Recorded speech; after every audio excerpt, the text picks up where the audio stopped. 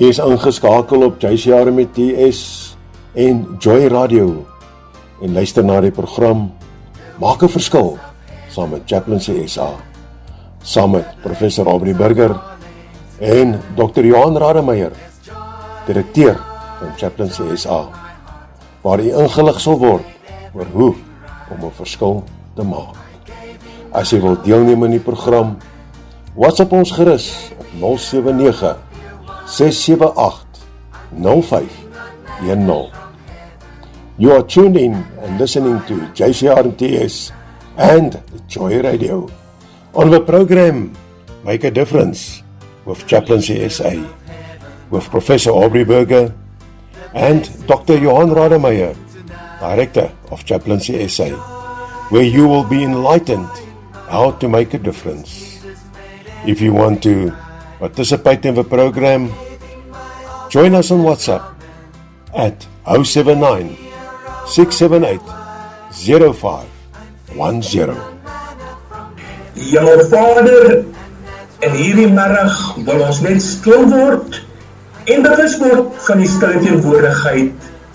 Here, so die reën uit die hemel uit neerdal en hierdie dordroe aarde binnendring, is dit ons hartsbegeerte vanmiddag dat net so daardie reën neerval, dat dit vanmiddag op ons luisteraars se harte sal val. En die woord verklaar vir ons duidelik ook, the kingdom of God is not about eating and drinking, but it's about joy, peace and righteousness in the Holy Spirit. En daarom, al is dit net 'n radio-uitsending, is U altyd teenwoordig. En daarom wil ons vir U baie dankie sê vir die geleentheid wat ons kan hê om hierdie platform te kan gebruik, om Chaplaincy SA die wêreld na buite te wys, die wêreld na buite te stuur, as dit 'n verskil te maak. En om hier te sien dat daar so in die woord van ons mooi, ons my volkere te ontmoedig, my aangesig soek, tegen hulle die verkeerde weer, bid, dan sal ek hulle antwoord. En Here, dis wat ons as Chaplaincy wil begin. Ons wil 'n verskil in die wêreld daar buite maak. Maar belangrik ook is, ons gaan dit alleenlik doen as ons saamwerk. Daarom kom ons in hierdie middag, Here, en ons gee nou hierdie program, hierdie platform, onvoorwaardelik aan U op, en laat U goddelike doel sal bereik. Dit is in hierdie middag my gebed in Jesus mooi naam. Amen.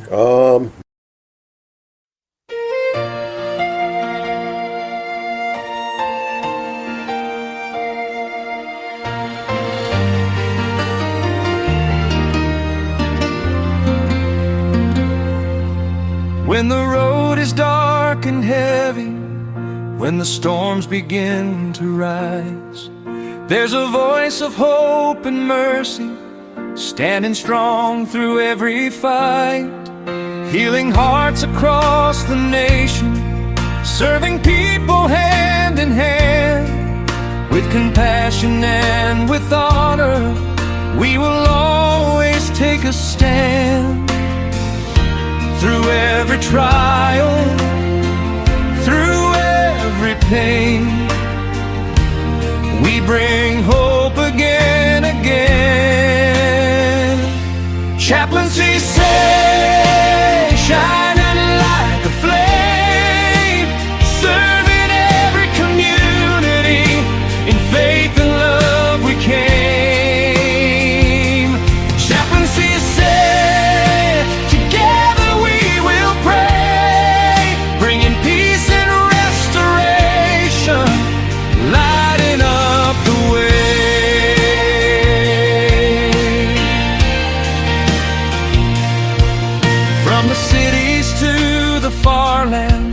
to the broken and the weak, we will stand beside the hurting, giving strength to those in need, with integrity and purpose, guided by a higher call, building unity and justice. There is hope enough for all. Through every trial, pain, we bring hope again,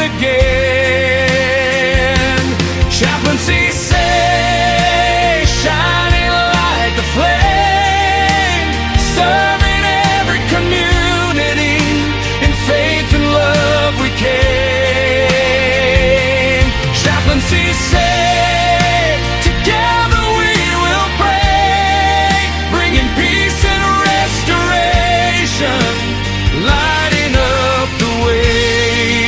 One nation standing united, hearts together side by side, faith and service leading forward, with compassion as our guide.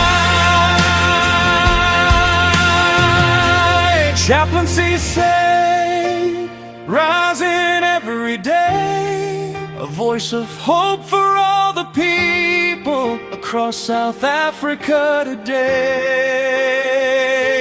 Chaplaincy say, forever we will stand, serving with love and dignity, healing hearts throughout the land.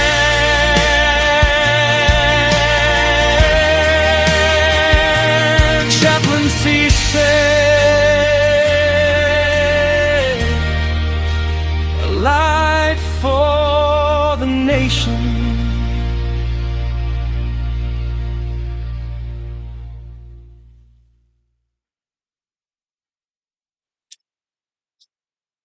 En dis 'n hartlike goeiemôre hier vanaf die Vaaloewer Ateljee. Ja, julle weet mos is nou, veral as julle Chaplaincy Flame gehoor het, dan weet julle mos, dit is Chaplaincy Suid-Afrika wat op die lig is vanmiddag. Ja, en as ek dit sê, dan weet julle ook sommer, as ek vanoggend gesê het, vandag doen ons Fire en die Rescue Unit, en ons gaan vandag bietjie met julle gesels oor die doel, die ondersteuning, die emosionele ondersteuning, die verskillende tipe noodsituasies, ensovoorts, rampe, daai tipe dinge. En ja, saam met my oudergewoonte bekende nou al, is die direkteur, Dr. Johan Rademeier, die wat ons elke oggend na in Pretoria met die hele span goeiemôre voorsê. En vandag sê ons van goeiemôre ook, want hy is ingeskakel daar van Pretoria af. En Johan, middag en lekker om weer saam te kuier vandag. Goeiemiddag prof. Goeiemiddag luisteraars. Baie dankie vir die geleentheid wat ek weer kan hê om soos elke ander donderdag deel van hierdie platform te kan wees, om net baie interessante punte te kan bespreek en te kan deel met ons gemeenskap. Nou van ons gesels onderwerp, elke winter weer baie families geraak. Huisbrande, noodsituasies, drama, die emosionele impak wat dit op gemeenskappe en families en gevolg het. Nou iets van ek begin van alle brandweerpersoneel, EMS, SAPD, reddingswerker en konder. Wat vandag miskien inluister, ons wil vanmiddag eer betoon aan julle opdrag, julle moed en diens aan die gemeenskappe. Bly asseblief so geskakel, baie belangrike en emosionele gesprek wat vandag gaan plaasvind. Dat is inleiding wil graag haar verhaal met die deel. En het was vroeg begin, toe die opprobeer kom, dat jy tens die SA diens was, 'n ernstige brand het net gebreek op die plotte net buite Pretoria. Volgens die eerste inligting was daar moontlik 'n kind betrokke. Toe die plane Pretoria aankom, kon hy die rook reeds van ver af gesien het. Landlikte die donker lig verdiep, en dan brandweer en nooddienste tussen mense en voertuie beweeg het. Hy vertel die reuk van die rook en die verbrande materiaal het swaar in die lug hang. Die karavaan op die plot was feitlik heeltemal uitgebrand. Mense van die omliggende plotte wat om bystand lewer het stil rondgestaan. Sommige self met konverse oor hulle skouers, ander met trane in hulle oë. Niemand het eintlik geweet wat om te sê nie. Daar was net 'n swaar stilte van skok en hartseer. Na die toneel het 'n moeder van die 2-jarige seentjie ineengestort van die emosie. Sy het aan haar hand gehuil en geroep, sy haar kind net weer wil vashou. Familie en gemeenskaplede het probeer maar te troos, maar die pyn was eenvoudig net te groot. Die pa het eentjie ver weggestaan, stil, bleek en gebreek deur wat nou pas gebeur het. Die persoon stadig nader weer Nie met groot woorde of woorde nie, maar bloot met teenwoordigheid en deernis. Soms is daar geen perfekte woorde vir toneel soos hier nie. Soms het mense net iemand nodig wat by hulle kan sit, terwyl hulle wêreld mekaar val. En tussen met die brandweer en SAP-lede kragtig doen met hulle werk. Maar selfs onder die regimers het die emosionele gewig van die toneel te veel geword. Sommiges het stil geword, ander het net vir hom onder weggeknyp om hulle emosies probeer beheer. Terwyl die son stadig kom, oor die plotte, het die realiteit en tragedie nog kwaarder begin insink. Klein lewe wat verloor, 'n familie wat gebreek, en die gemeenskap sou daardie oggend nooit vergeet het nie. Dit is die werklikheid van baie tonele waarheen kapelane uitgeroep word. Plekke waar mense nie fisiese hulp nodig het nie, maar ook iemand wat saam met hulle deur die eerste oomblikke van trauma, verlies en hartseer stap. En daarom wil ek vraag, hierdie is teken die besigste tyd van die jaar. Huisbrande dikwels in die wintermaande voorkom as gevolg van hittebronne wat mense gebruik. Gedurende die koue weer neem mense die gebruik van verwarmers, kersse, parafienstowe, elektriese komberse en voetvure, wat die risiko van brande aansienlik verhoog. En voordat ons nou begin vroegmiddag, wil ek net graag 'n paar punte uitlig van die grootste redes vir die brande hierdie tyd van die jaar. Nou, die eerste rede is verlaaide elektriese pompe of verlengde hierdie diens wat ons gebruik. Mense gebruik dikwels verskeie verwarmers en die elektriese toestelle gelyktydig, wat dan oorverhitting en kortsluiting veroorsaak. Verkeerde gebruik van verwarmers wat baie naby aan gordyne, hedevoet, meubels geplaas word, kan maklik brand veroorsaak. Dan 'n groot probleem, parafienstowe en ook vure. As sommige huise word parafienstowe kole gebruik vir smaak. Indien dit omval of onbeheerd gelaat word, kan dit vinnige brand veroorsaak. Dan tydens heerkrag of vragonderbrekings gedurende die winter word baie mense kersse verlig en dit laat soms onbeheerd brand nie vir hulle aan die slaapplaas. En dan sien ons die elektriese skout om voorstaan gebeur. Mense bly baie meer binne huis in die winter. Mense meer tyd binne huis deurbring. Gedurende koue weer word meer toestelle en hittebronne gebruik. Johan, ja, jy weet, dit laat my dink terwyl jy nou so gesels hier omtrent, so 3 jaar terug. Nou, jy weet waar ons is, jy weet wat om ons aangaan, en dit is so baie veld, baie oop veld, en tussen die huise, nog baie oop stands in dit, en ja, en die mense onderhou dit in elk geval, nie, so die grasse is lang, en die kakiebos is lang, en alles is lang, en soos nou, alles is droog, en dit wat nog bietjie nat is, word ook nog droog, en dit is nou die tyd ook waar kinders, nou dink dit is nou 'n speletjie om 'n velkie in die brand te steek, en dan kom die wind en hy vat vir hom, en dit self nou met die winters maar in die kou in die oggende, mense staan langs die pad om opgelaai te word, kry koud, maak 'n vinnige vuurtjie, hulle staan daar om, hulle lift kom nou daar aan om hulle op te laai, hulle los het net so spring op, want hulle het nou gat want om betyds by die werk te kom. Die wind vat daai ding, of hy vat daai koeltjie in dit, en as volgende oomblik is dit 'n massiewe veldbrand wat ontstaan, en ek meen, ons almal weet nou al teen hierdie tyd, in die nuus en dit wat ons al gehoor het, van hierdie veldbrande, wat weggolfveldbrande raak, wat huise, lewende hawe, mense se lewens in gevaar sit en alles. Maar so 3 jaar terug, een aand, ons, want hier by ons is ons nou so aangestel, deur die jare dat, so ons doen brandstroke reg rondom ons huise. Jy weet, jy het nie 'n keuse nie, jy moet.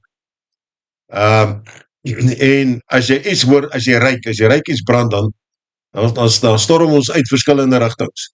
om te kyk waar is dit, waar trek rookie, waar sien jy vlamme, wat ook al.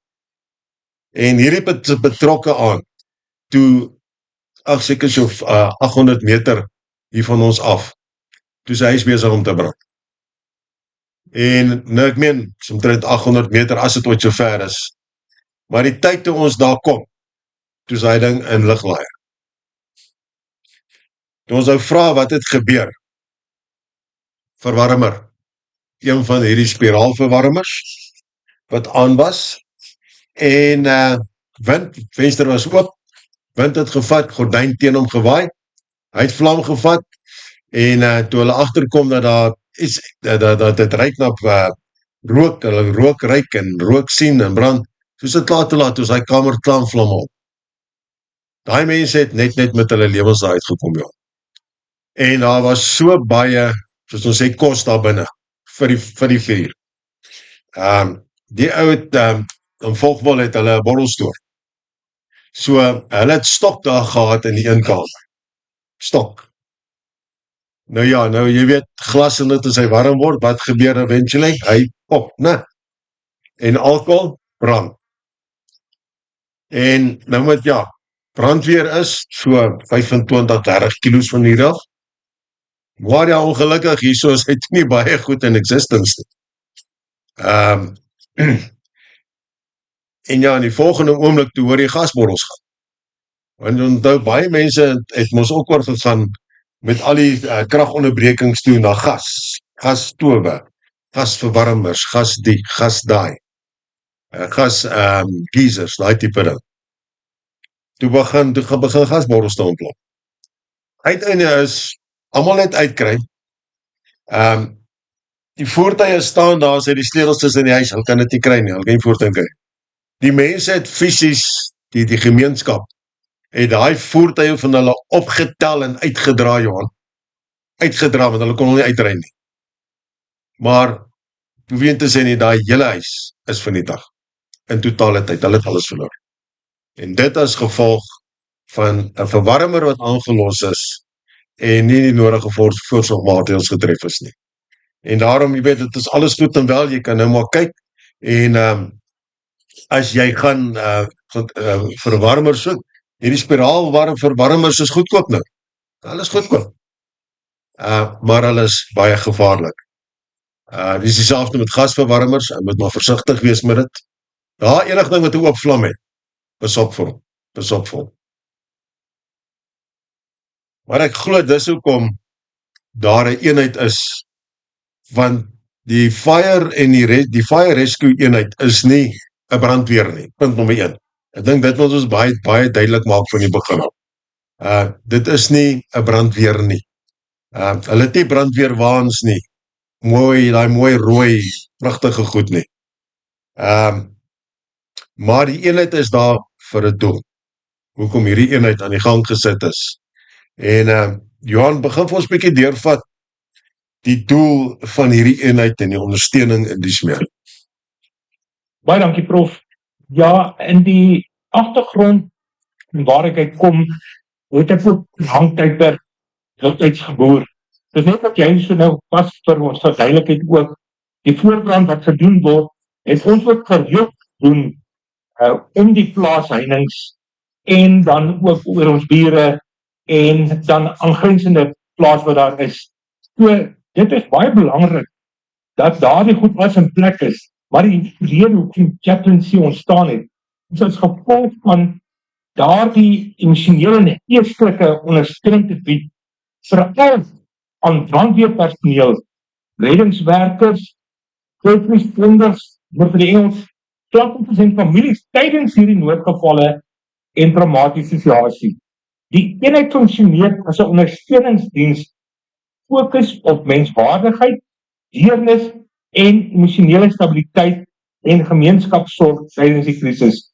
Nou, hierdie eenheid staan brandweer, reddingspersoneel by, wat dikwels aan intense trauma, emosionele spanning, selfsterftes, emosionele beserings en gevaarlike tonele blootgestel word.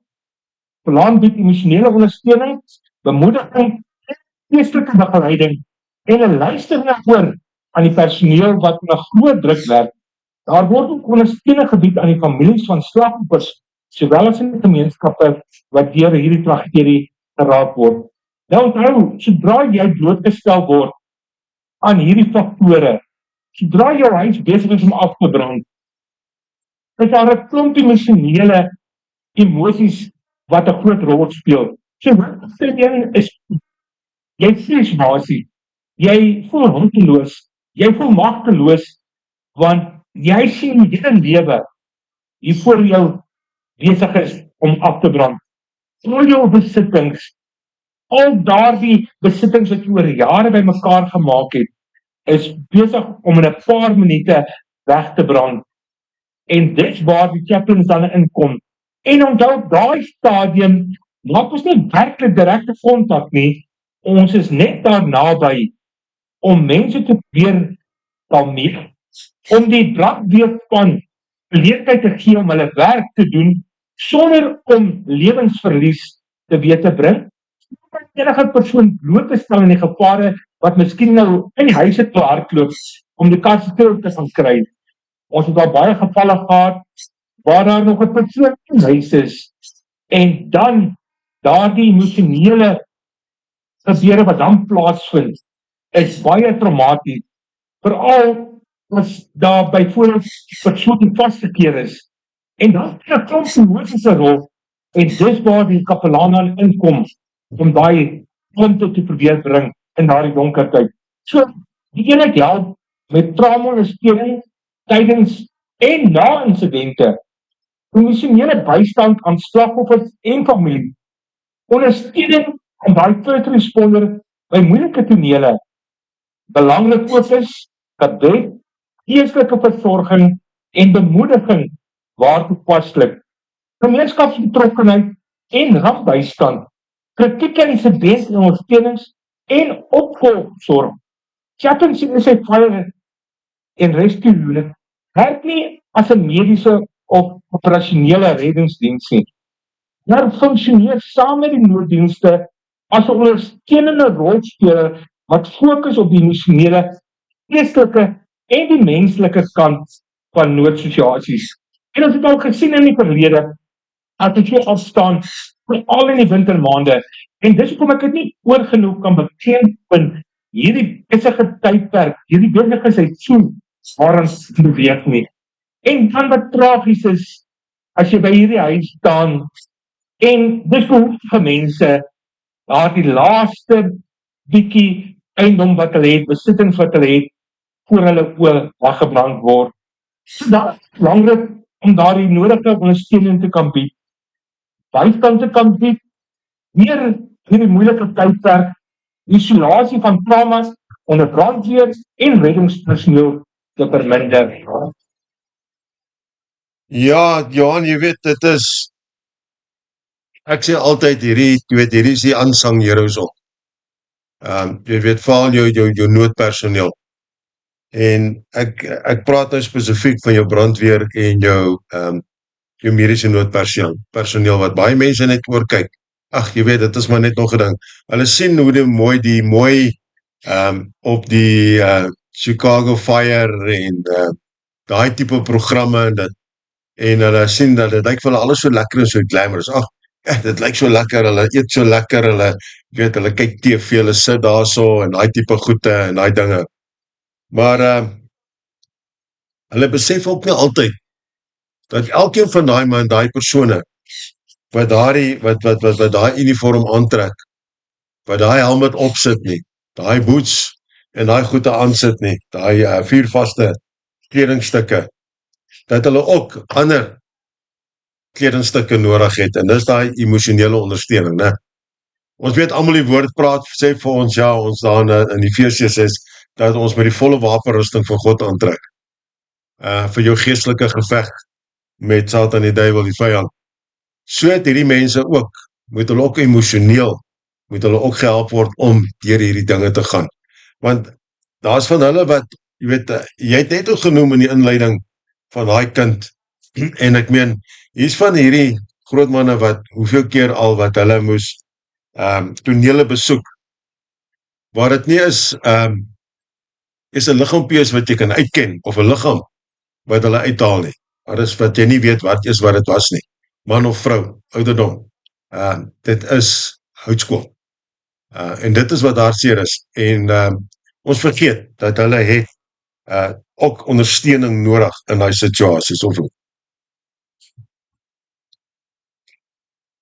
Belangrik moet ons in gedagte hou, of net soos jy tereg genoem het, elke man en vrou wat hy uniform aantrek, is of 'n pa, of 'n broer, 'n suster, 'n ma, en hulle word daagliks blootgestel aan hierdie traumatiese gebeurtenisse. Nou, een van die ergste tonele waar ek opgestaan het, was waar 'n voertuig met die impak reeds aan die brand geslaan het. En daar was 3 persone binne die voertuig vasgevang. Terwyl daardie voertuig brand, het ons vermoë gedoen om te probeer. Gelukkig het hy van voor af aan die brand geslaan, met die petroltank aan die agterkant. Maar vir 'n paar minute het ons net probeer om hierdie voertuig te breek, om daardie persone te probeer red. Maar hulle om te sê, die vuur was net te groot. En as jy daardie geskreeu hoor, daardie hulpkrete hoor, bly dit jou die lewe by jou. En elke keer as jy verby daardie plek kry, by daardie gedeelte van die gebied ry, dan vat dit jou terug. Voel bewustheid, maak jou weer bewus van dit wat gebeur het daardie dag. Die brandweer toe nie op afstaan en hierdie hele voertuig in vlamme was, het daar nog hier en daar 'n hulpkreet gekom. Maar ons moes kyk het hoe daardie voertuig ontplof. Al die bystanders was weggeneem gewees en daar het ons begin om die publiek weg te hou. Maar die ergste van alles was dit wat daardie brandweerman en vrou moes sien. Daardie first responders moes sien. Waarom is dit belangrik? Brandweer en reddingspersoneel word gereeld blootgestel aan baie ernstige ongelukke. Brande, sterftes, beseerde slagoffers en intense emosionele tonele. Hierdie ervarings kan 'n groot invloed hê vir 'n hele emosionele welstand en geestelike gesondheid. Byvoorbeeld is hierdie eenheid bied ondersteunende teenwoordigheid op tonele waar is onder groot druk moet funksioneer. Chaplains tree op as 'n kalm en ondersteunende persoon wat kan luister, bemoedig en emosionele ondersteuning te bied tydens moeilike situasies. Wanneer wat om responders emosioneel te ondersteun sonder om die operasionele werk van nooddienste te belemmer. Nou, ons het al baie keer gesien dat jy op die toneel afstaan. Meng jy nie in met hulle werkwyse, met hulle protokols nie, maar jy staan op bystand as hulle klaar met die toneel is, en hulle begin opruim, kan jy net na die persoon toe gaan en hom net 'n tap gee op die skouer, miskien net 'n drukkie gee en sê vir hom, hy is kosbaar. Dit wat hy gedoen het, word baie waardeer. Hulle word daagliks daarin blootgestel. Waarom maak ons 'n punt daarvan? Elke eenheid moet vertroud wees met die stasiebevelvoerder van die brandweer. Sodra hulle van die toneel afgestaan het en terugbeweeg het na die basis sien, sorg ons dat 'n kapelaan beskikbaar is om net bietjie die briefing te kan doen. Net bietjie met die man en die vrou te gesels om te hoor, is jy werklik alright? Sy sal op die toneel afgestaan, met daardie geharde brandweerman traan in sy oë kry. Want onthou, wat as dit sy kind was? Wat as dit sy vrou was? Sy familielid was? Daarom, emosionele ondersteunings is van kritieke lang tydens om te denk. En is er nou voor en die veilige ruimte vir daardie ontlading wat ons sê na die tyd geskied. emosioneel te help met stres, trauma, emosionele uitdrukking te hanteer. Ondersteuning na traumatiese tonele en sterftes te bied. Familie van responders en slagoffers by te staan, daardie 3 te doen, opvolgondersteuning aan te moedig. Responders te herinner aan selfversorging en emosionele welstand. Nou, dit is 'n baie moeilike punt om te kan oordra.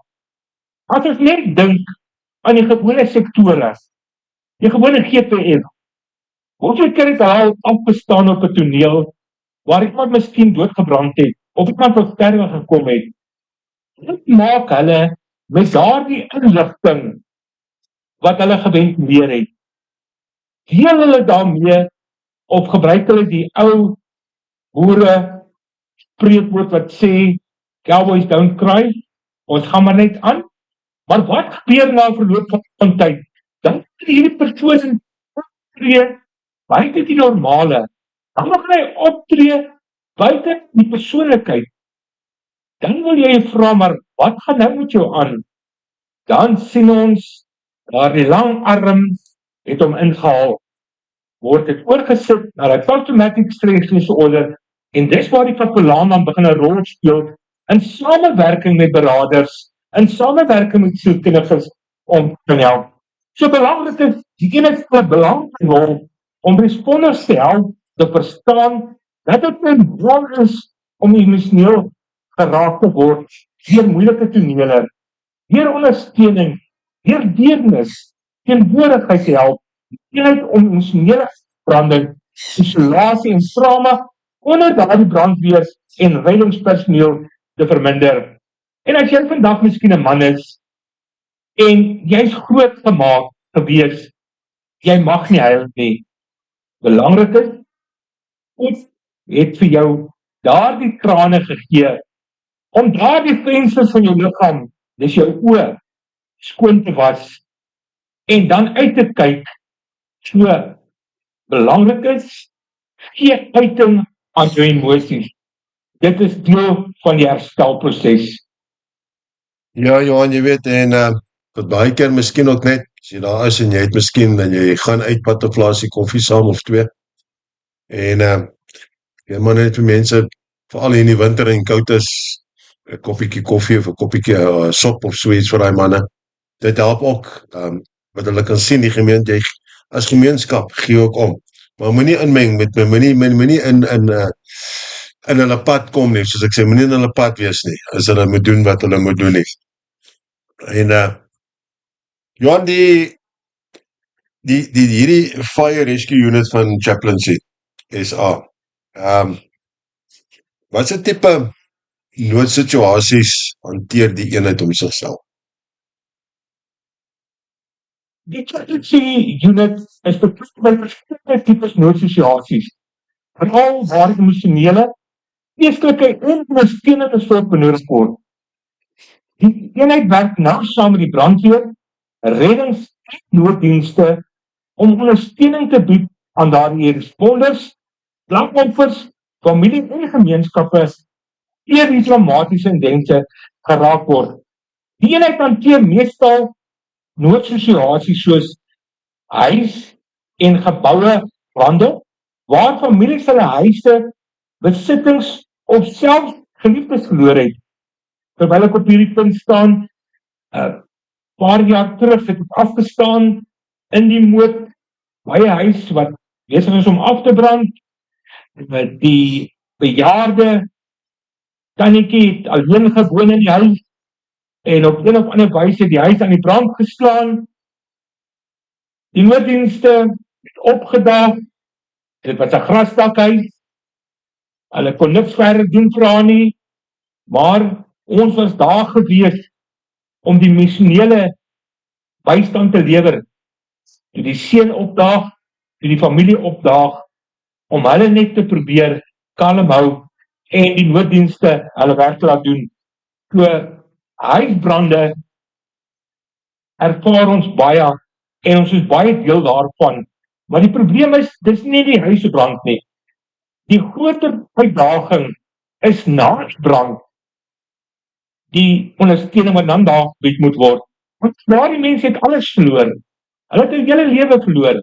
En dan moet jy probeer om dan op te bou. So ons is betrokke by 'n huis en geboubrande. Motorvoertuigongelukke, insluitende ernstige botsings met beserings en selfsterftes. Dan moet soek en reddingsoperasies waar vermiste persone gesoek of streefpoot gered moet word, hou hulle tot plaaslike gesels. Natuurrampe, dis vloede, storms, veldbrande en ander rampe wat gemeenskappe beïnvloed. Paar jaar terug was ons op 'n jagkamp gewees, 'n jagnaweek gewees. Buurman, 3 of 4 plase van waar ons al was, het 'n petrol generator gebyt in die wintermaand.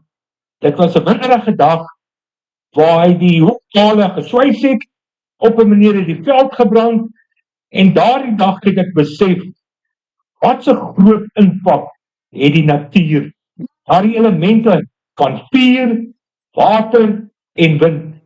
En daar het ek gesien hoe 'n vuur oor 'n teerpad spring, oor grondpaaie spring. Daar het ek gesien hoe boere hulle heining, die wildheining, laat hulle net die diere kan red. Daar het ek laat aand gehoor, terwyl ons om 'n kampvuur sit, en jy hierdie rook inasem, hoe die zebras in die verte huil, hoe hulle rinkink, hoeveel hulle daardie zebras uitgee aan hulle seer, as gevolg van daardie brand. So dit is baie keer 'n help vir ons boere ook. Ons is nou betrokke by brandbeheer instansies reg om Pretoria.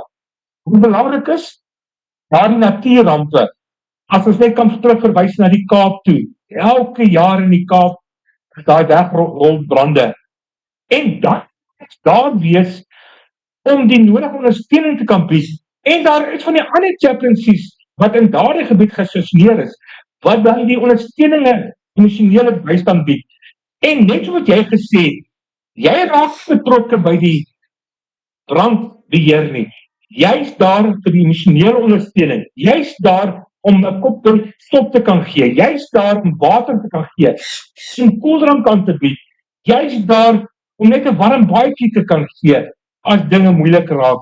Jy's daar om die telefoonoproep te doen, sou dinge 'n persoon dit nodig het. So dis belangrik ook, en 'n klompie van hierdie punte speel ons 'n groot rol. Industriële en werksplek ongelukke, waar mense beseer, vasgekeer of getraumatiseer word. Mediese noodgevalle, waar responders emosionele ondersteuning aan families en slagoffers benodig.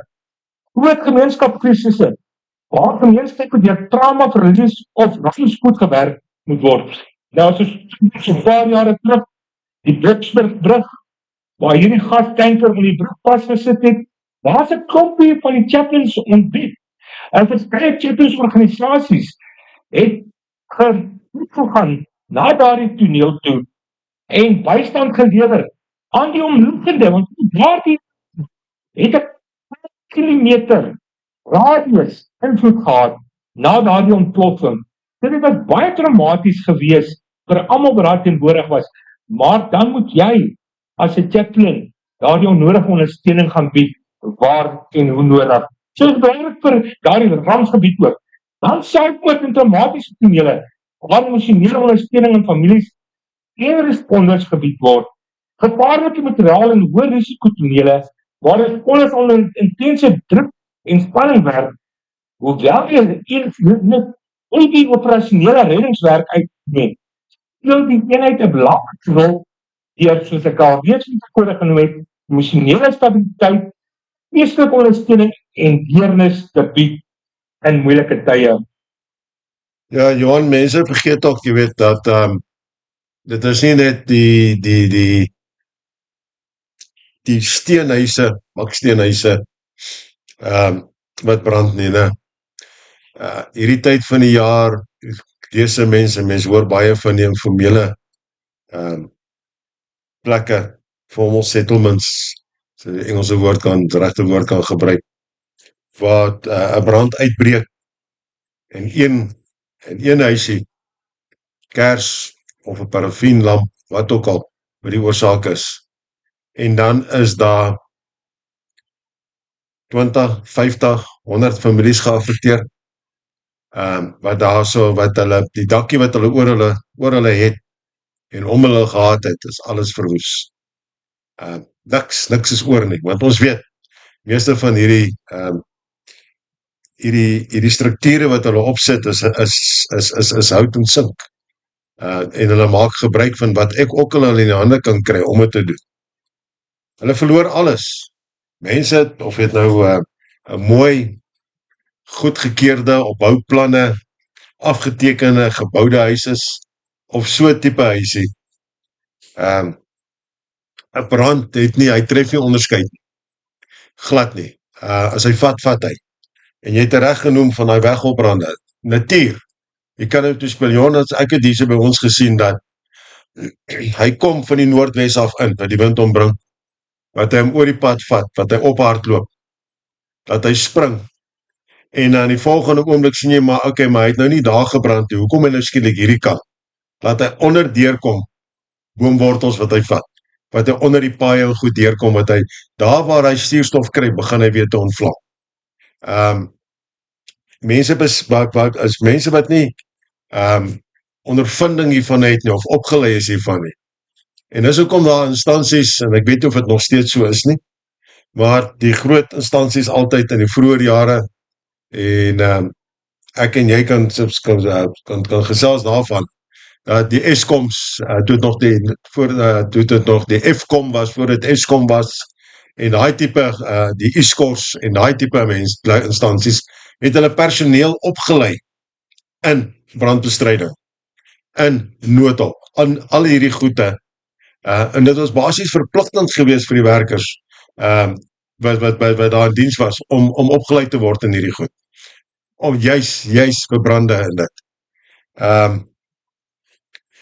Maar wanneer hierdie mense alles verloor, het hulle hulp nodig, daar is weer komberse nodig, daar is kos nodig, daar is klere in dit nodig.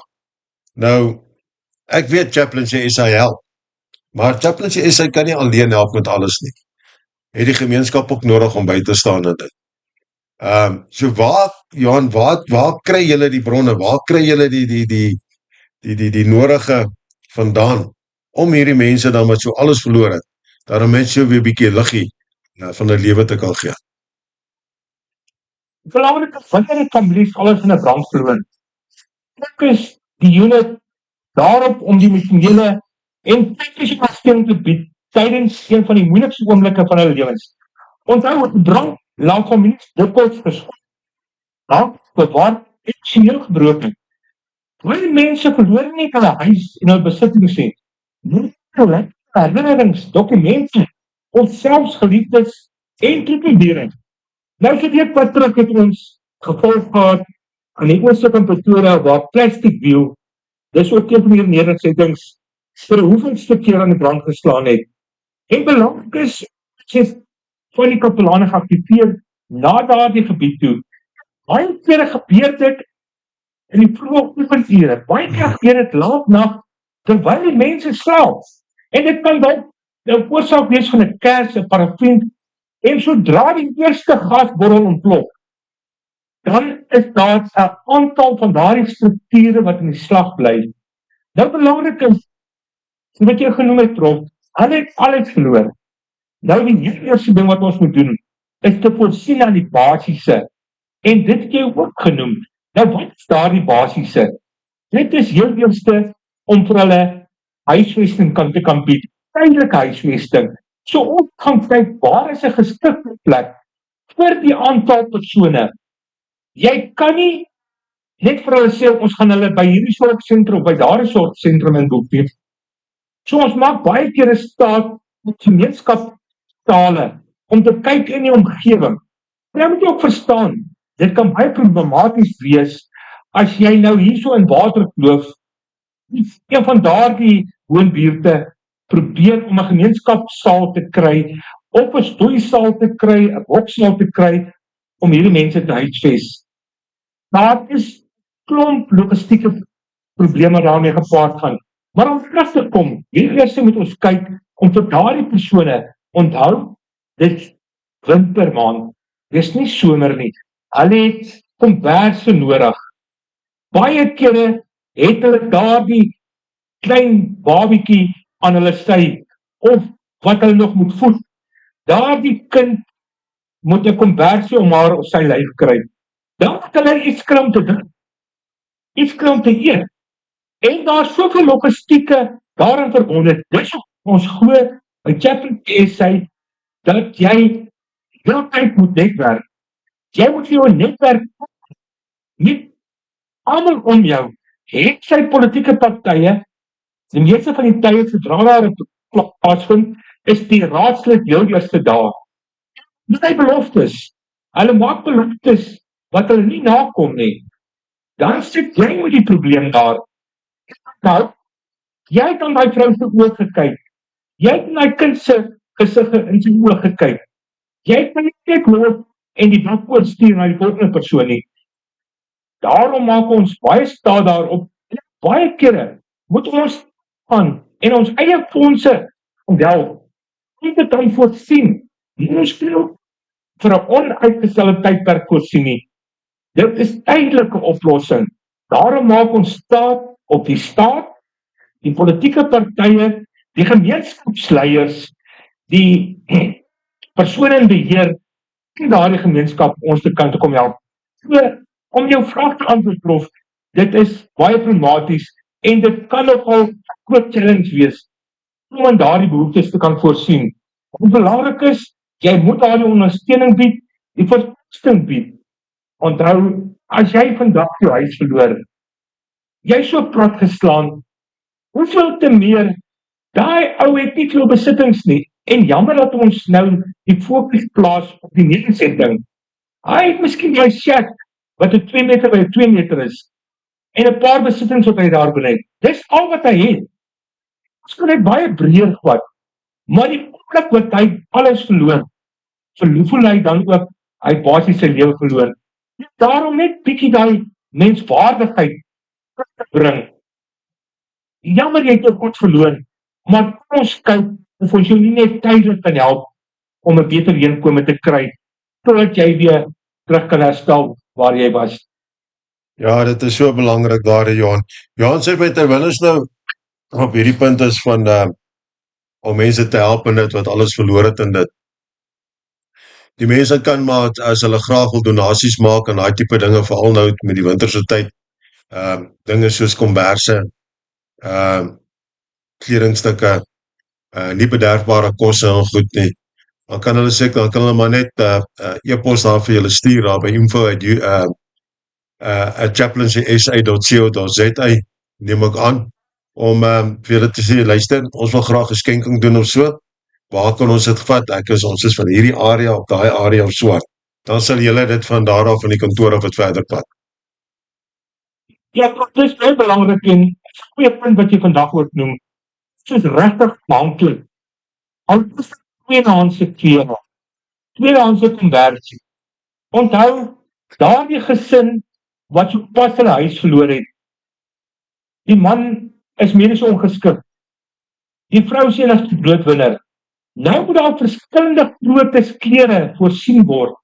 En dan is daar 2 jong kinders in die huis. So jy vir 4 verskillende persone klere voorsien. Daarom het ons 'n klerebank in plek en daarom sou jy vandag besluit, ek het 'n aantal klere wat ek wil, sakke wat ek wil ontstaan raak, met klere, met komberse, kan nie ons dadelik skakel. Al 9 provinsies het ons kontakpersone van Chaplain SA om ons te kan help. En onthou, daardie tweedehandse kombers van jou beteken so baie vir daardie persoon wat nou net sy huis verloor het. Dis een bekommernis minder op daai hele lys wat hy het. So luisteraars, ons sal dit baie waardeer. Al is dit tweedehandse klere, al is dit 'n ou kombers, ons vat dit met groot liefde. Daar sê, baie dankie Johan. Nou ja, ek dink kom ons gee vir Johan net so 'n bietjie breekkansie, dat hy miskien so 'n glasie water of koeldrank deur die keel kan druk, wat hy met self weer so 'n bietjie olie, voordat ons aangaan, en ons geluister na hierdie enetjie van Chaplain SA, Everlasting Light.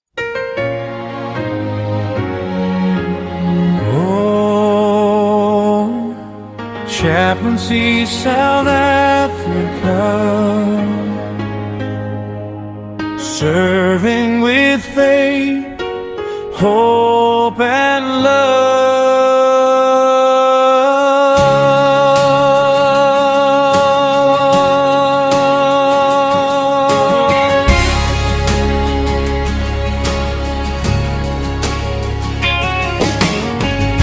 In every town and every city,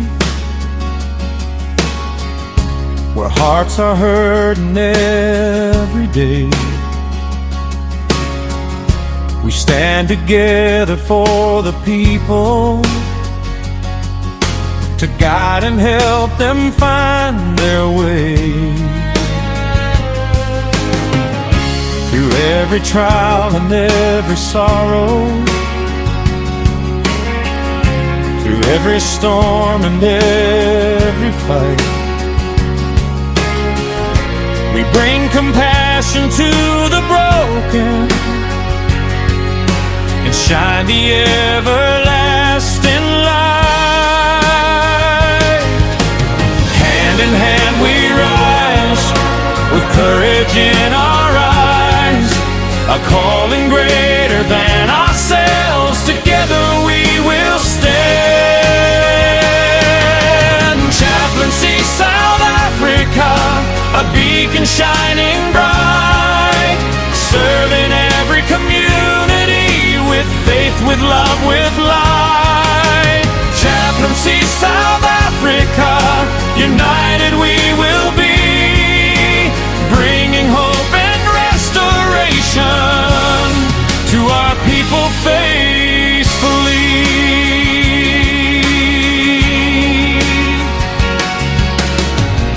From schools and homes to hospitals, to those who serve and those in need, we answer every call with honor, through humble words and caring deeds. No matter race or background, together we are strong, building peace across the nation, where every heart belongs. We are the voice of comfort, we are the hands of care, standing for the nation, to show that hope is there. With dignity and purpose, we answer to the call. Chaplaincy South Africa, together serving all. Chaplaincy South Africa, a flame that will not die, serving with compassion, lifting spirits high. Chaplaincy South Africa, forever we will stand, a movement built on unity across this blessed land.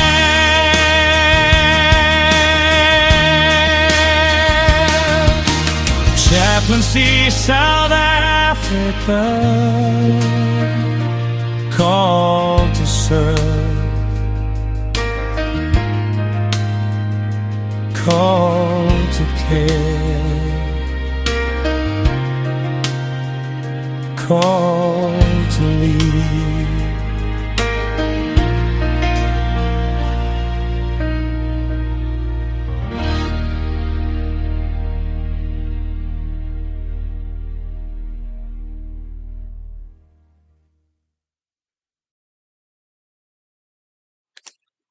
Nou ja, ons is terug. Daai was Everlasting Light gewees. Chaplaincy SA se eie. Soos die eerste ene van Flame. Nou Johan, Chaplaincy SA se Fire and Rescue eenheid werk baie, jy weet, ons het al derendheid al heeltyd gehoor hoe dit saam met ander nooddienste en gemeenskaporganisasies werk. Nou as gemeenskaporganisasies of dies meer wil inskakel hier by, ek meen, Chaplains SA is daar so om hulle by te staan en te help en sê, right, kom ons vat so aan, kom ons doen dit so saam, daai tipe goed. En daarom, soos jy vroeër in die program genoem het, dat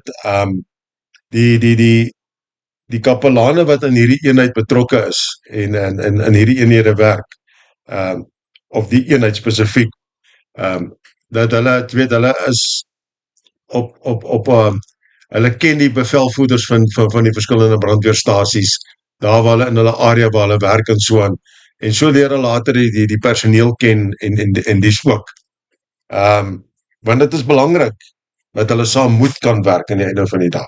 Dis soos ons vroeër gepraat het op 'n vorige program met die Emergency Medical Rescue Unit, wat ook so saam met die EMS'e en daai tipe ouens werk, né?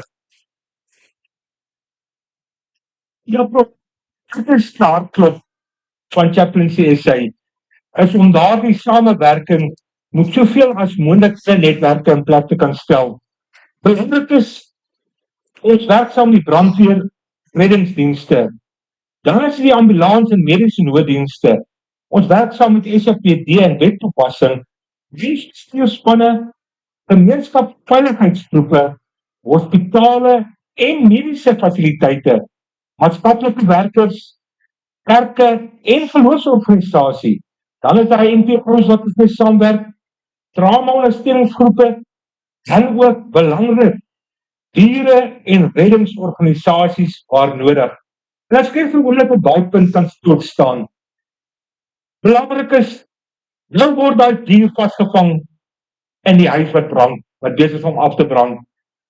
Daar is van hierdie brandweermanne wat hulle eie lewens in gevaar stel om daardie dier, wat vir baie mense 'n kind is, te probeer help en te probeer red ook. En dit wys mens net, die samewerking is van kardinale belang en later van tyd raak alles so familiêr en dit maak vir jou deure oop. Waar een persoon sukkel om die staatsambulans betyds uit te kry en nie te wag vir 2-3 ure nie, daar gaan jy miskien binne die volgende halfuur op. Jy het die nodige kontakpersone, jy het die nodige kontaknommers, dan saam as 'n span werk.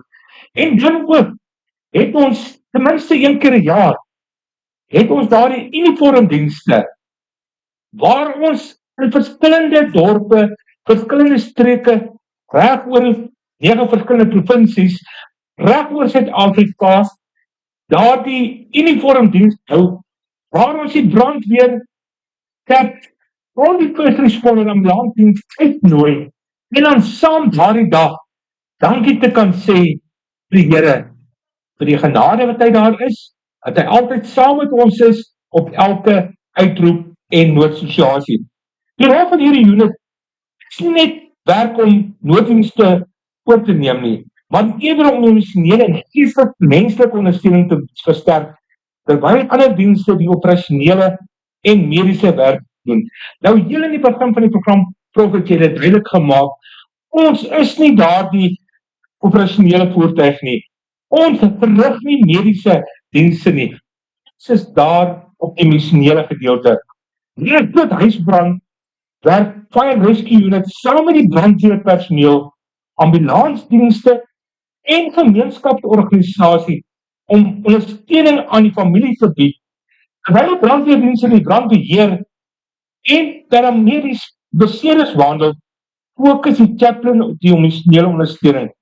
En vir ons nie te ongeluk, ondersteun hierdie unit vir SAPD, die paramedici en reddingspersoneel, hier met families van slagoffers te praat en emosionele ondersteuning te bied en kalm teenwoordigheid te wees op die toneel. Hierdie samewerking help om 'n sterker ondersteuningsnetwerk te skep, waar mense nie net fisiese hulp ontvang nie, maar ook daardie emosionele, en ons kan dit nie oorgenoeg beklemtoon nie, die geestelike ondersteuning tydens daardie moeilike tyd. Johan, jy het vroeër bietjie, het jy daaraan geraak,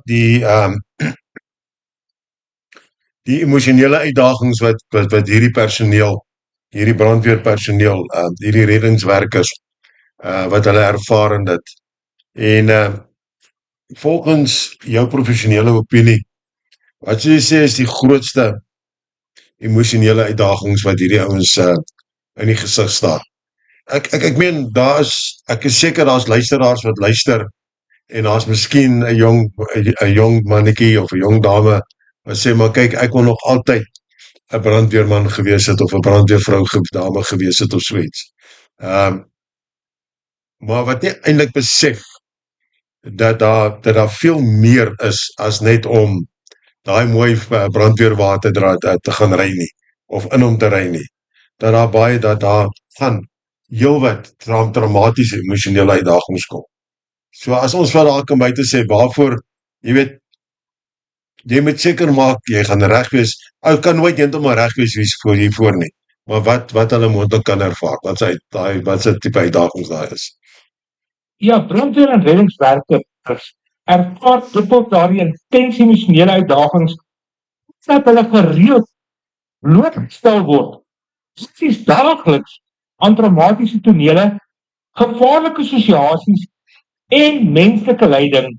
Hulle moet vinnig onder groot druk terwyl hulle ernstig besering, sterftes, paniek en emosionele trauma aanskou.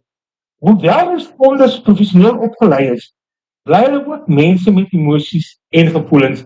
En daarom moet ons in gedagte hou, daardie man, daardie vrou, is nie 'n rekenaar nie.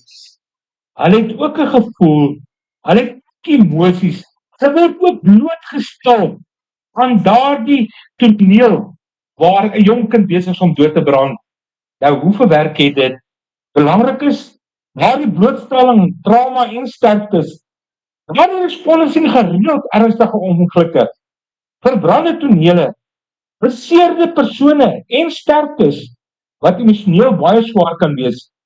Dan die ergste enetjie, wat ek persoonlik dink, is iets wat bo in die lys is die sterfte van kinders. Kinders wat doodbrand voor hulle oë. In gevalle waar kinders betrokke is, raak responders baie diep emosioneel, en dit bly lank by hulle. Dan is daar ook emosionele uitbranding, voortdurende blootstelling aan noodsituasies, stres en dan ook lang werksure kan lei tot fisiese en emosionele uitputting. Gevoelens van skuld of hulpeloosheid. Sommige responders voel skuldig wanneer hulle nie almal kon red nie, of wanneer die uitkomste tragies is, ondanks hulle beste pogings. En dis maar die menslike faktor daai. Kon ek nie maar meer gedoen het nie?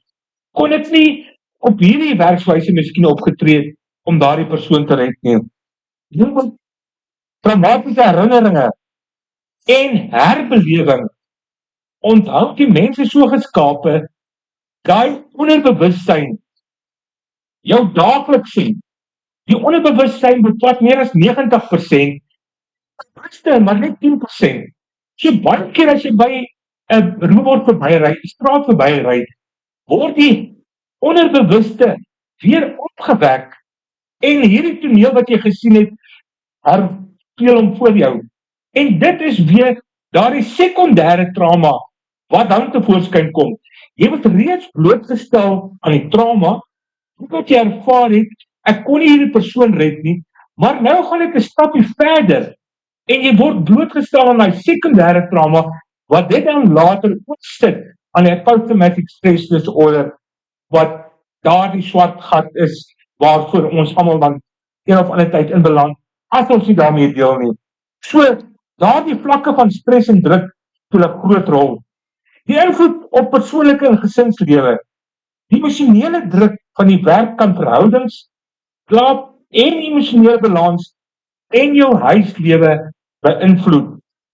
Baie kere, veral vir ons responders, later van tyd, gaan hy dokter toe, hy word op antidepressante geplaas, as gevolg van hierdie stresfaktor, en daardie stresfaktor eskaleer net meer en meer, en dan speel dit 'n groot invloed in die huwelik en verhoudings.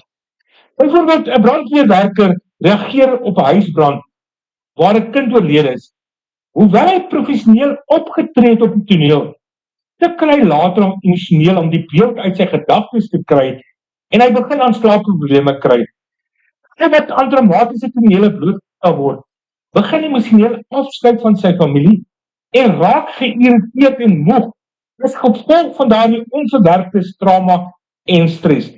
Dit is waarom emosionele ondersteuning van kollegas, die rol van Chaplains SA se unit so belangrik is. Die eenheid help responders verstaan dat dit normaal is om emosioneel geraak te word en moedig gesonde emosionele ondersteuning en verwerking aan. Johan, ja, jy weet, dit is, ek weet nie van jou nie, maar ek weet al, ek het al te doen gehad wat mense sê, jy weet, ons het nou deur al hierdie trauma gegaan, jy weet, hierdie brand, jy weet, al is hulle nie direk geaffekteer nie, maar kom ons sê die veld het rondom hulle gebrand, die plaas, hulle het gedink, alles gaan afbrand, hulle voel ons vastgekeer, hulle kan nergens heen gaan nie, en dan sê hulle maar, jy weet, al wat ons kon doen was om, wel, die meeste gevalle wat ek te doen gehad sê, is maar op ons knieë te gaan en te bid, en vir die Vader te sê, help my, help ons hier uit hierdie storie uit, want daar is niemand anders wat ons kan help.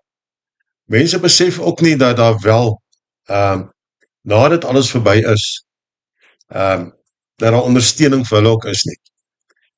Die slagoffers, die stille slagoffers baie keer, besef het nie. So hoe word hulle meer bewus gemaak daarvan, dat daar wel ondersteuning vir hulle is, na so situasie.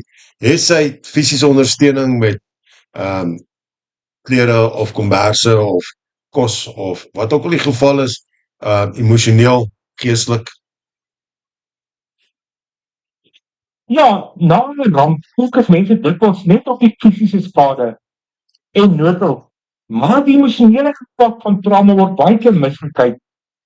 Daarom is dit belangrik dat gemeenskappe leer, verstaan hoe trauma mense beïnvloed en hoe ondersteuning herstel kan bevorder. Daarom is dit belangrik as 'n afstand op 'n toneel waar 'n huis besig is om uit te brand, moet ons net soos met daardie nedersetting, daardie huisie daar, daardie shack daar, ook daardie basiese doen. Dit kan voorsien in die direkting. Ons dink nie aan môre nie, ons dink aan nou. En daarom moet jy al daardie behoeftes probeer voorsien. En daarom is dit nodig daardie ondersteuningswerkwinkels aan te bied, gemeenskapsvergadering en praatjies te hou, skole, kerke, gemeenskapssentrums, opleiding te betrek, sosiale media en radioprogramme te gebruik om bewustheid te skep. Nou, daar kan ek ook net vir 'n oomblik stil staan. Sodra daar 'n huis afgebrand het en daar is 'n behoefte, dan is ons gebruik van hierdie platforms om die platform te plaas en dan te vra vir enige moontlike hulp. Het sy klere, komberse, enige kombuisware, beddegoed wat ons dan mee kan help. So, maak gebruik van daardie platforms wat daar vir ons gestel word. En ons laat mense ook verstaan dat dit belangrik is om daardie nodige ondersteuning in die gemeenskappe te lewer. En ek kan vandag met groot respek sê, daar was nog nie een keer vergeleentheid wat plaasgevind het, sonder dat die gemeenskap nie saamgestaan het nie. Prof, en jy het nou nog genoem van die veldbrand ook, waar mense gebid het. Ek het nog een keer op 'n toneel afgestaan, waar mense nie saam 'n kring gemaak het, terwyl hierdie vlamme hier agter jou in die hemelhoogte inskiet nie, en jy die geklap en die geknars van die gasborde nie goed hoor nie, waar ons dan saam, as die een by mekaar kom, en dan die Here se naam aanroep, om te vra. Dat voorval 'n paar jare terug gebeur, terwyl een van ons persone agter op die wiek is, waar hulle 'n veldbrand doodskyk, en hierdie voertuig op 'n muursloop gaan vassit het. Is 'n 4x4 voertuig op 'n muursloop gaan vassit het, maar die veldbrand het al nader gekom, die windrigting het verander, hulle voertuig was vasgevang gewees in die middel van hierdie brand. Hulle het probeer om reg rondom die voertuie die veld nat te spuit, maar as gevolg van die hitte het dit geen impak gehad op daardie droëgras nie. En al wat daardie dag gehelp het, was die oomblik toe hulle God aanroep en vra dat daardie mense beskerm moet word. En vandag is dit aangeteken as 'n getuie dat daardie brand 'n 10 meter radius om daardie voertuig gegaan het en nie hulle enige skade veroorsaak het nie. Daarom is belangrik daardie gebed ook. Absoluut, absoluut. Nou, ons het al op vroeg ander programme van die ander programme al gepraat met die ander eenhede. Dit wat die kapelaan van Chaplains SA, as hy daar op die toneel is, daai brand, daai reddingstoneel, en ons onthou, hierdie brandweermanne doen nie net brande nie. Hulle word ingeroep as 'n gebou in mekaar val, as daar 'n sinkgat plaasgevind, wat ook al die geval is waar mense uitgered moet word en dies meer, word hulle daai noodgevalle, daai noodtoestande, word hulle ook nou uitgeroep. Nou, die kapelaan speel 'n baie belangrike rol op daai toneel sigself. Ja, hy gaan nie, ek meen, ons weet, daai spanwerk tussen brandweer, EMS, SAPD, die kapelaan is van kardinale belang. So, hy gaan nie en die kapelaan, hy of sy gaan nie in en meng in daar nie. Maar hulle het 'n kardinale rol wat hulle daar op die agtergrond speel op baie stadium, terwyl hierdie persone besig is daar so Johan. En sê bietjie vir mense wat, want ek weet daar's mense wat gevra, ek wil deel wees hiervan, wat doen daai kapelaan en die belangrikheid van daai kapelaan met al die ander, want ek meen met enigiets so iets, brandweer is daar, SAPS is daar, mediese personeel is daar, daar is gemeenskappe wat gewoonlik om aan by sit en daai tipe ding ook. So, hoe pas daai in mekaar? Ja, een van ons grootste uitdagings ook, as jy op 'n toneel afstaan, is weer eens die menslike faktor. Mense wat saamdrom, mense wat wil kom kyk, wat is besig om te gebeur, en dis baie keer tot nadeel, want noodvoertuie moet beweeg na hierdie noodtoneel toe. Maar nou as die hele straat al toegeparkeer, net mense wat wil kom kyk, wat besig is om te gebeur daar. Oh ja. So, dit waar die kapelaan dan nou 'n belangrike rol speel, nie en emosionele steun weer verminder. Belangrijk ook is, hy werk saam met die nooddienste en respekteer altyd die nodige prosedures en veiligheid. Hulle gee daar emosionele ondersteuning aan slagoffers en direkte verbinding. Waar die responder emosioneel te ondersteun, en die moeilike toneel, die meeste help om moeilike nuus verdries te verwerk. Maar nou moet jy 'n gedagte ook hou. As jy op daai toneel staan en jou huis is by jou besig om voor jou af te brand, dan kry jy 'n soort van 'n tunnelvisie. Jy wil nie dat enige persoon vir jou mooi praatjies kom gee nie. Jy wil nie op daai stadium hoor, maar die Here sal weer voorsien nie. Belangrik is om die regte woorde te gebruik, die regte tyd, die regte plek. En belangrik is om daar te wees vir ondersteuning.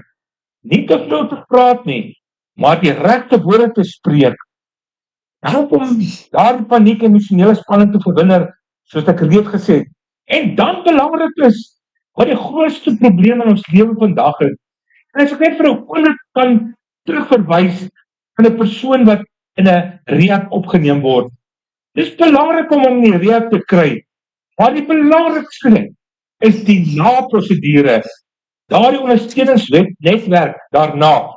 Net so is dit met hierdie persoon wie sy huis afgebrand het, om ondersteuning na die insident te bied, om hy nou nodige berading te bied. Nou, hy brandstande van die buite hul brande huis, en kyk hoe hulle besittings vernietig word.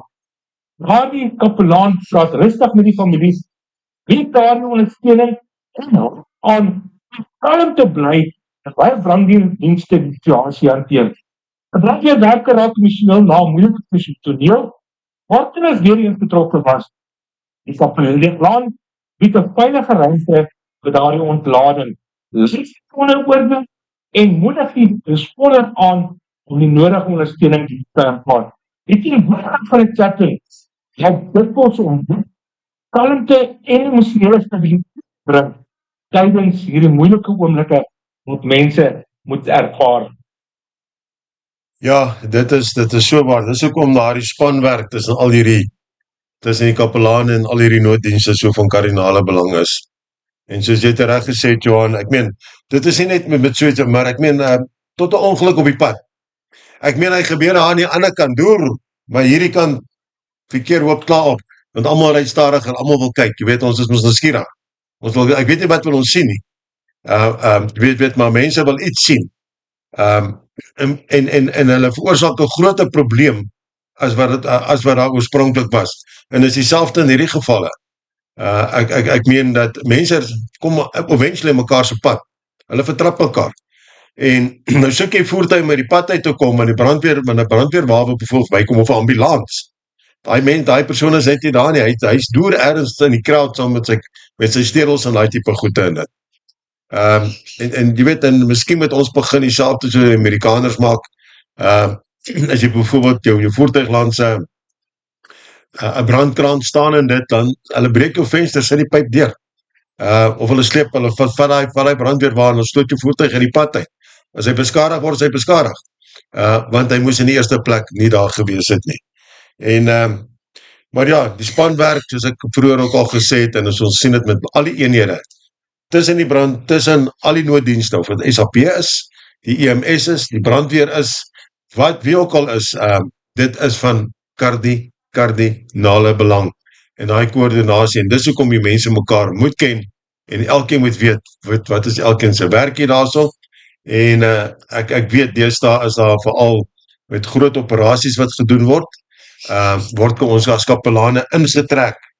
Hulle sê vir ons, luister, ons gaan hier op 'n operasie doen, kan jy môreoggend 4 uur daar wees, en dan saam met polisie, saam met die verkeer, saam met die EMS personeel, saam met die brandweerpersoneel en dit almal, en waar die kapelaan dan ook ingaan om dan die hele operasie dan te open met gebed en te seën en die smeer. Maar Johan, jy kan, ek weet nie, jy het miskien so 'n paar punte van belangrikheid wat jy vir ons beklemtoon hierso. Ja, so. Dit gevalle dan alle dienste saam. Dit is belangrik dat lewens vir die aanpak. Sonder goeie spanwerk kan chaos, misverstande, interne trauma maklik ontstaan. Ek het 'n paar voorbeelde kan noem van goeie spanwerk wat dit sluit.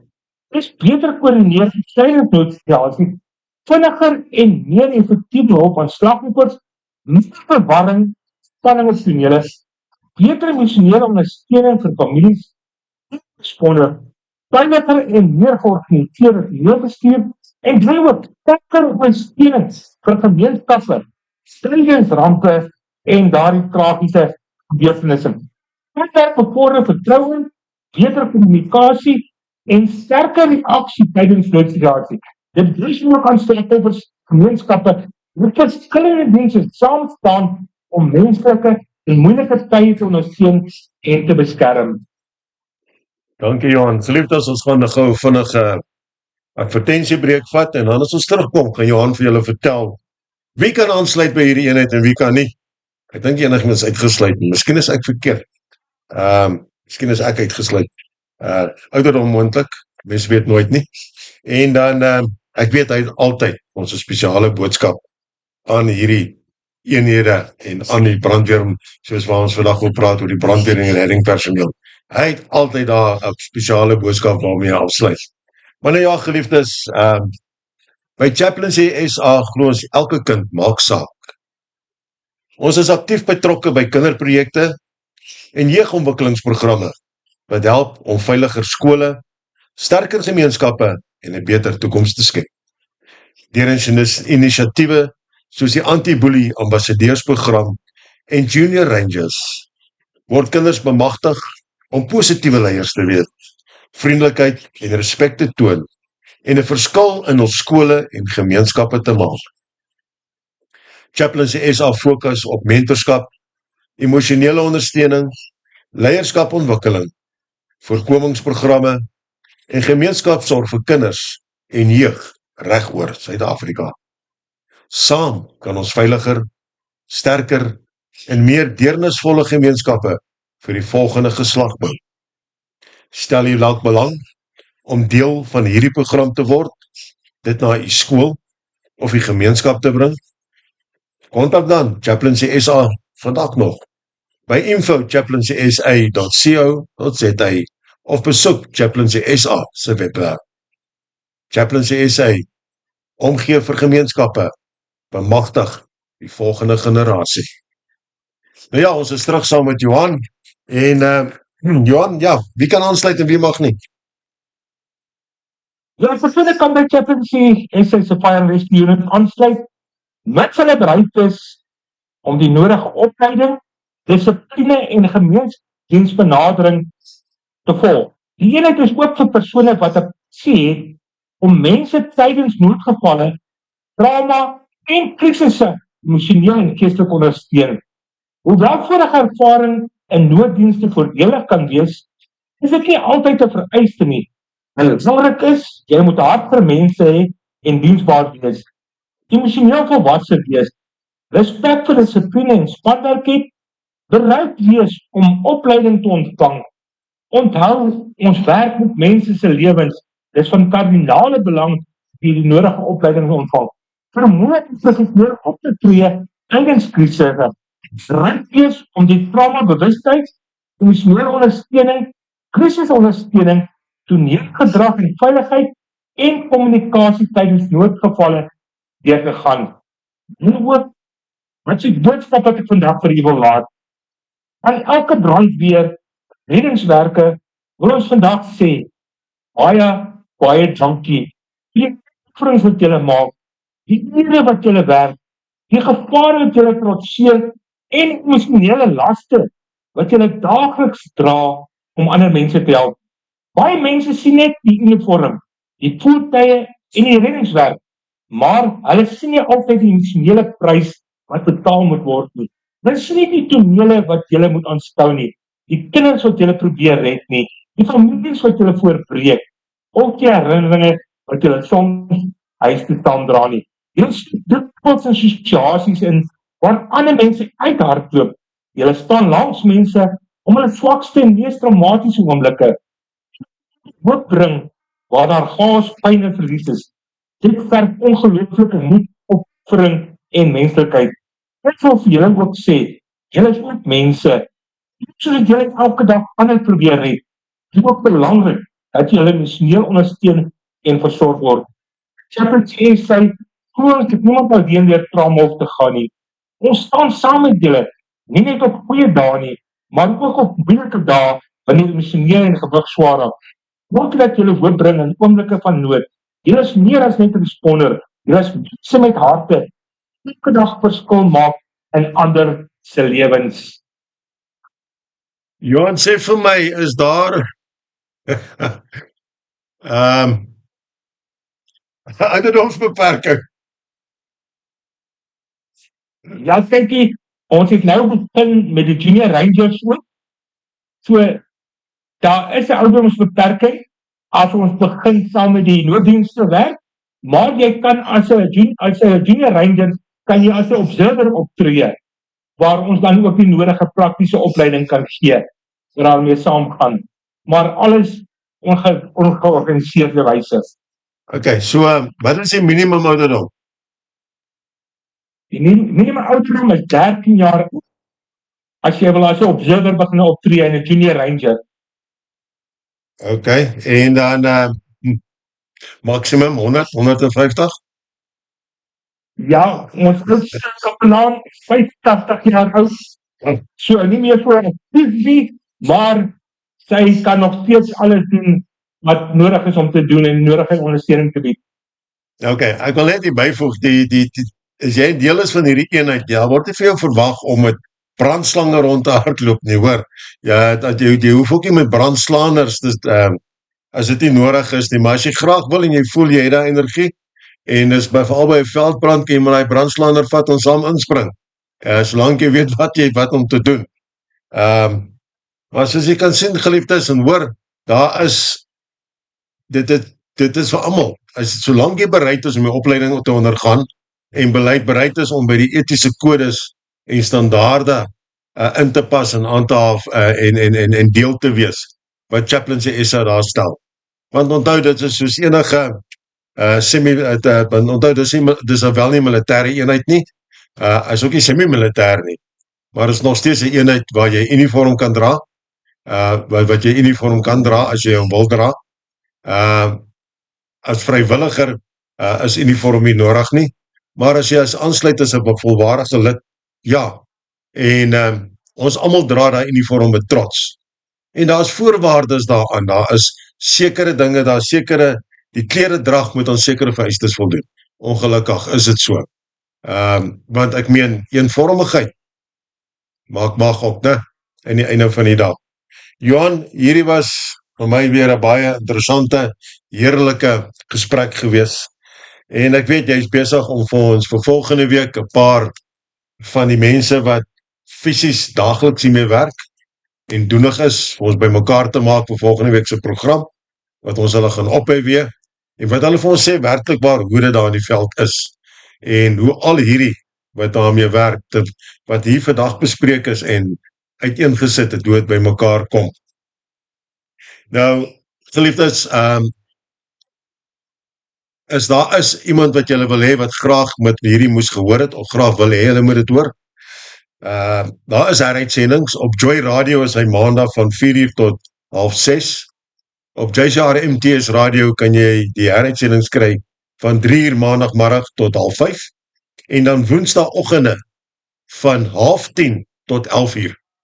So, daar is daai geleenthede, soos iemand, as jy weet van iemand wat sê, maar kyk, dis iets wat hulle sal in belang stel, laat hulle maar gerus inskakel op JCR MTS Radio of Joy Radio vir die heruitsendings op die tyd wat ek vir jy gegee het. As jy dit miskien nou sê, maar ek het dit gemis, jy het ons die nommer van die atelier hier, 079-678-0510. So, pop my WhatsApp of wat, en dan stuur ek het vir jou, dit is nie probleem daai nie. Maar oudere gewoonte gaan ek Johan graag vra, dat hy vir ons weer eens afsluit met gebed vandag. Kom ons bid saam. Hemelvader, in die middag woon weer, baie dankie sê, vir die voordat wat ons gehad het, om hierdie platform te kan gebruik, om met ons mense te kan deel. Here, ons bid vandag spesiaal vir elke brandweerwerker, elke EMS-lid, SAPD-lid, elke first responder, kapelaan wat daagliks hulle lewens waag om ander te help. Here, gee hulle die krag wanneer hulle moeg raak, vrede wanneer hulle emosioneel swaar dra, en beskerming wanneer hulle gevaarlike tonele betree. Here, ons bid van families van geliefdes verloor het, in brande, ongelukke, traumatiese situasies. Here, ons bring troosting waar daar pyn is, hoop waar daar gebrokenheid is, en lig waar daar donkerte is. Here, help ons as gemeenskappe om meer te gee vir mekaar, om hande uit te steek na mense in nood, en nooit emosionele seer van ander te ignoreer nie. Ons vra wysheid en veiligheid gedurende hierdie wintermaande. Help families om waaksaam te wees teen gevare van brande wat dit oorsaak. Skerm elke huis en gesin. Dankie vir elke persoon wat vandag geskakel het. Mag die beskerming en elke luisteraar wees. En hierdie middag ook nog weer net toe. In Jesus naam bid ons dit. Amen. Amen, amen, amen. Ja, ek kan ook maar net uitspreek oor Chaplaincy SA. Seëninge op seëninge vir al die goeie werk wat die kapelane doen daar buite. Elke dag, 24 uur, 7 dae 'n week, 365 dae 'n jaar. Dag of nag, reën, haal, sneeu, koue, hitte, maakie saakie. Daar is altyd 'n kapelaan wat daar is en wat bereid is om uit te gaan en te help. Johan, baie dankie weer vir vanmiddag. Geliefdes, ek gaan uitspeel met 'n nuwe enetjie, en hierdie enetjie is uniek. Hy is deel van die Pet en Animal Rescue Unit. Word genoem ook Chaplaincy SA sin Paul Print, Promise. Geniet hom saam met ons. Tot volgende week, selfde tyd. Dan is ons weer saam met u terug.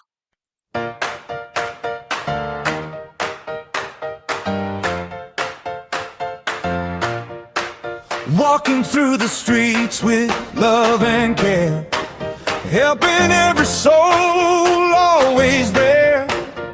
Pause beside us, loyal and true, serving the people in all we do. From the lonely hearts to the hurting child, bringing peace and comfort mile by mile, with compassion shining bright each day. The chaplaincy unit leads the way. Chaplaincy unit, standing strong, bringing hope where hearts belong. With every paw print, every prayer, we show the world that love is there. Together we rise, together we stand, serving our people across the land.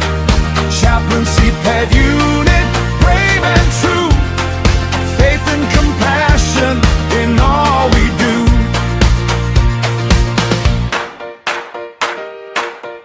In times of sorrow, fear and pain, we bring sunshine after rain, a gentle touch, a faithful friend, helping broken hearts to mend. Dogs beside us, calm and kind, healing the spirit and the mind. Through every challenge, near or far, we shine with hope like guiding stars. Hand in hand and paw in paw, serving people is our call. With courage, faith and unity, we build a stronger community. Chaplaincy Ped Unit, hear our song. Together we will carry on. With every heartbeat, every smile, we walk beside you every mile. Faith, love and dignity, that is our mission faithfully. Chaplaincy Ped Unit, proud and free, serving with heart and loyalty. Chaplaincy Ped Unit, standing strong, bringing hope where hearts belong. With every paw print, every prayer, we show the world